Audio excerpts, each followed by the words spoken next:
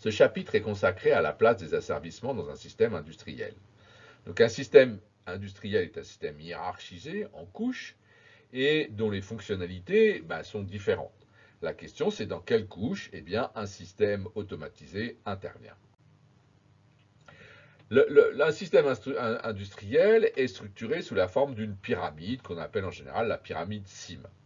On pourrait parler de système embarqué qui aurait une structure aussi en couches, mais un peu différente et avec des rôles des couches un peu différentes dans le cas d'un système industriel. Là, ce que j'entends par système industriel, c'est plutôt une unité de production.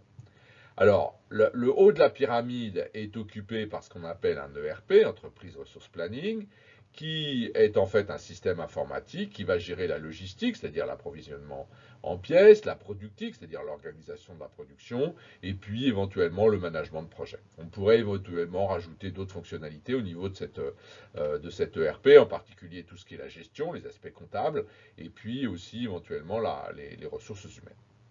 La couche inférieure est ce qu'on appelle le Manufacturing Execution System. C'est là où on va se poser vraiment la question de la production, c'est-à-dire du pilotage des différentes unités de production de notre système. Alors, c'est aussi un système informatique, et là, on va gérer tous les aspects de maintenance, maintenance corrective, maintenance préventive. On sait qu'une unité a produit tant de pièces, et qu'au bout de tant de pièces, telle machine va tomber en panne, donc on doit devoir intervenir sur cette machine, et c'est le système qui va gérer un peu ça, pour faire par exemple de la maintenance préventive. La supervision du système, c'est là où on va regarder que le système se comporte normalement, produit bien, qu'il n'y a pas d'alarme, et éventuellement résoudre les alarmes, et puis on va piloter le système en fonction de la demande.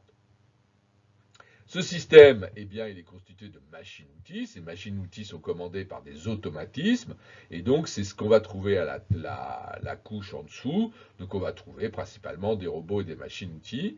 Ces machines-outils sont constituées, en général, de capteurs et d'actionneurs, c'est-à-dire des machines qui vont réaliser la mise en mouvement de l'ensemble des pièces, et de l'ensemble des pièces pour réaliser la production voulue.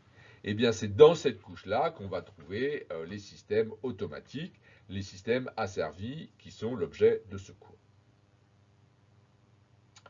Alors, ces systèmes actionneurs, ces actionneurs, quels sont-ils? On va trouver principalement des machines tournantes. Une machine tournante, c'est une machine qu'on va commander en tension, éventuellement en courant, pour produire une mise en rotation d'un axe. Il s'agit de moteurs à courant continu, de machines synchrones ou de machines asynchrones. Ce qu'on va chercher à commander, c'est-à-dire la grandeur qu'on va chercher à servir, c'est la vitesse, la position ou le couple. Autre système qu'on va essayer d'asservir aussi, c'est des systèmes de vérin. Le système de vérin est un système de poussée. Ce système de poussée pousse une tige qu'on voit ici. Cette tige va être sortie ou rentrée à l'aide d'un ressort qui se situe ici, et on va injecter ici, de l'air comprimé ou de l'huile, et en fonction de l'injection ou pas, la tige, elle va sortir ou rentrer. Donc ici, ce qu'on a, c'est un système qui va piloter un mouvement principalement rectiligne.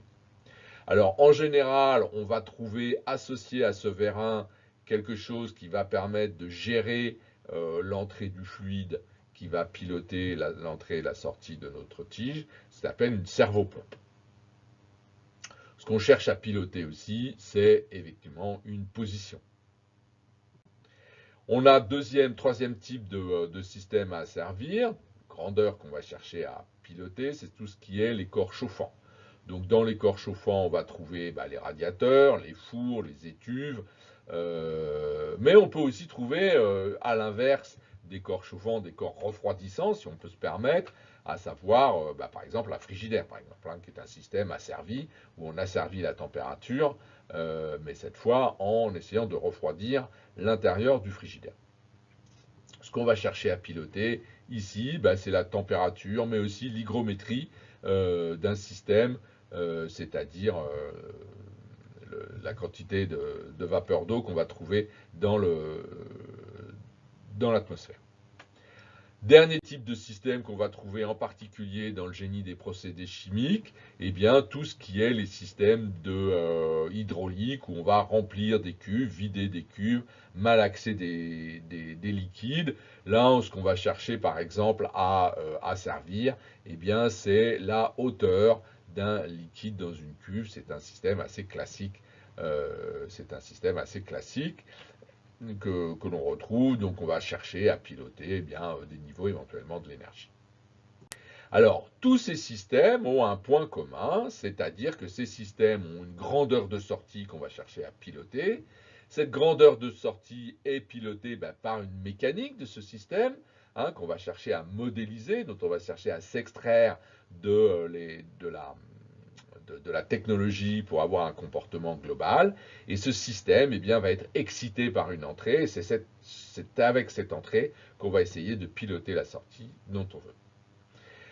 Dans le prochain chapitre, nous regarderons comment on peut piloter ce système et comment on peut construire une architecture permettant d'asservir la sortie.